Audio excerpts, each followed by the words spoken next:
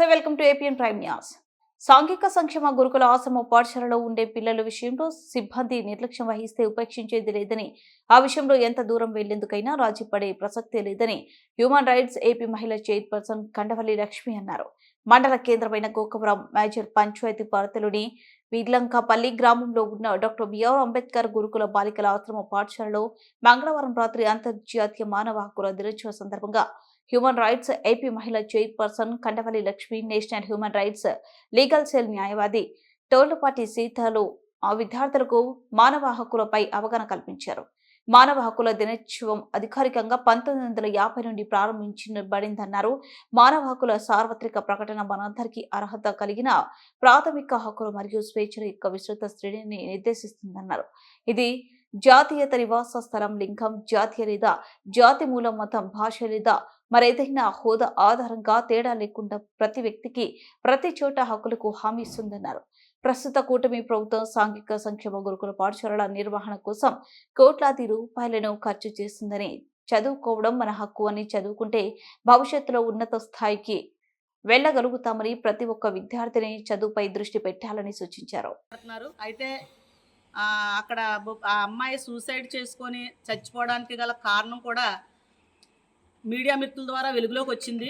అది వెంటనే స్పందించి లోకల్ ఎమ్మెల్యే గారు కానీ, చుట్టుపక్కల ఉన్న ఎమ్మెల్యే వారు కానీ వెంటనే ఉప ముఖ్యమంత్రి వర్యులు పవన్ కళ్యాణ్ గారి దగ్గరికి తన తల్లిదండ్రులు వెళితే తీసుకెళ్ళి ఏం జరిగిందంటే వెంటనే పవన్ కళ్యాణ్ గారు స్పందించి ఆ అమ్మాయి విషయం మాట్లాడినప్పుడు వెంటనే ఆ పేపర్ తీసుకొని నేను చూస్తానని ఆయన తీసుకున్నారు. ఎందుకంటే ఉప ముఖ్యమంత్రి వర్యులుగా రాష్ట్రాన్ని కాపాడే హక్కుదారుడు ఆయన కనుక పవన్ కళ్యాణ్ గారి చేతుల్లోకి వెళ్ళింది కాబట్టి ఏం జరుగుతుందనే తీర్పు కొరకు ఆయన ఏం చెప్తారనే వాస్తవం కొరకు ఎదురైతే చూస్తున్నాము. చట్టపరంగా అయితే ఏ స్కూల్ యాజమాన్యం అయితే అమ్మాయికి అంత చావుకు కారకులయ్యారో వారిపైన ఖచ్చితంగా చట్టపరంగా చర్య తీసుకోవడానికి ముందుకు వస్తారు. అలాగే ఇప్పుడున్న మహిళా కమిషన్ డిపార్ట్మెంట్లో పనిచేస్తున్న వంగలపూడి అనిత గారు కూడా డ్రగ్స్ మాఫియానే కానీ ఇలాగ అమ్మాయిల జోలికి వచ్చి ఏడిపించినా, ఎక్కడైనా ఇబ్బంది పెట్టినా ఆవిడ కూడా చాలా గట్టిగా యాక్షన్లోకి తీసుకొని చట్టపరంగా ముందుకు వస్తున్నారు. ఈ కూటమి ప్రభుత్వం ఏదైనా సరే ప్రజలకు అన్యాయం జరిగితే చూస్తూ ఊరుకునే ప్రభుత్వం అయితే కాదండి. బాధ్యులు ఎవరైనా సరే తప్పకుండా శిక్షిస్తారు.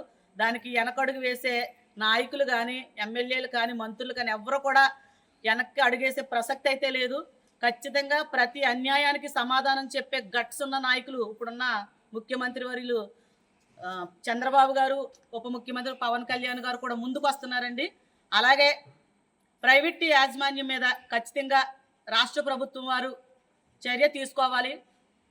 ఫ్రీ సీట్లు కూడా కార్పొరేషన్, ఎస్సీ కార్పొరేషన్ కొన్ని సీట్లు కేటాయిస్తున్నారు. అవి కూడా సామాన్యులకి చెల్లేలాగా చర్యలు తీసుకోవాలని, ఒకవేళ స్కూల్ యాజమాన్యం ఎవరైనా సరే పిల్లల విషయంలో కానీ, తల్లిదండ్రుల విషయంలో కానీ, ఫీజుల విషయంలో కానీ అధిక భారంగా వసూలు చేసిన ప్రభుత్వానికి తెలియజేయకుండా ఎటువంటి అయినా తీసుకున్న హ్యూమన్ రైట్స్ తరపు నుండి చట్టపరంగా వారి మీద చర్య తీసుకోవడానికి మేము ముందుకు వస్తామని సభాముఖంగా తెలియజేస్తున్నాం. మీరు ఇప్పుడు వరకు నా నోటిఫికేషన్కి రాలేదండి. తప్పకుండా మీరు ఇప్పుడు చెప్పారు కాబట్టి నేను చెప్పకుండా స్కూల్ యాజమాన్యానికి నేనే ఒక రోజు వచ్చి చూసి అది మీరు వస్తారంటే ఆ సీక్రెట్ మీకే ఫోన్ చేసి చెప్తాను. నాకే చెప్పండి సార్. తప్పకుండా అలాంటిది ఏదున్నా సరే నేను చట్టపరంగా ముందుకెళ్ళడానికి ముందుకు వస్తున్నాం. మాతో పాటు మా లాయర్ గారు ఎటువంటి పైసా ఆశించకుండా చట్టపరంగా ఏదైనా సరే హైకోర్టు నుంచి జిల్లా కోర్టు ఏదైనా చేయగల సమర్థవంతులు కనుకనే ఆయన్ని కూడా మేము ఎదురు పెట్టుకుని ముందుకు సాగుతున్నాం. మీకు ముందరే మీడియా మిత్రుల ద్వారా చెప్పారు, ఎటువంటి సమస్య ఉన్నా మాతో పంచుకోండి, అది ఎంత దూరం వెళ్ళడానికైనా సిద్ధపాటు కలిగి ఉన్నాం.